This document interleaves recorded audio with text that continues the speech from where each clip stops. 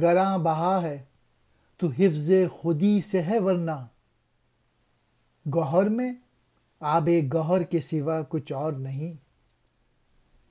رگوں میں گردش خون ہے اگر تو کیا حاصل، حیات سوز جگر کے سوا کچھ اور نہیں۔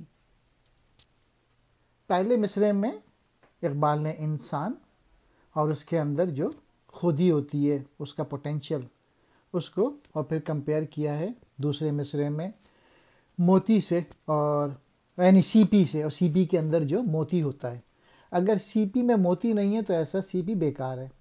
اسی طریقے سے اگر انسان نے اپنے آپ کو ڈیولپ نہیں کیا، اپنا پوٹینشیل نہیں بڑھایا، اپنی محنت نہیں کی، اللہ تعالیٰ نے جو انسان کے اندر صلاحیتیں دی ہیں اس کو نہیں نکھارا، تو ایسا انسان بیکار ہے۔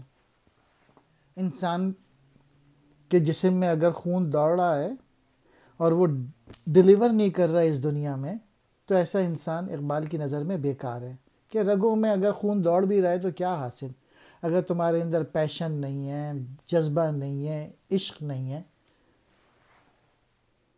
گرائیں بہا نہایت قیمتی، حفظ خودی خودی کی حفاظت، گوہر کہتے ہیں موتی کو، آب گوہر موتی کی چمک دمک، گردش خون خون کی روانی، سوز جگر دل کا جلانا۔ اور غالب نے یہی شعر اس طرح سے کہا ہے کہ رگوں میں دوڑتے پھرنے کے ہم نہیں قائل، جو آنکھ ہی سے نہ ٹپکا تو پھر لہو کیا ہے۔ صرف رگوں میں خون کی گردش کا نام زندگی نہیں ہے، تو اس لیے ہمیں اپنے پیشن کو یوز کرنا چاہیے۔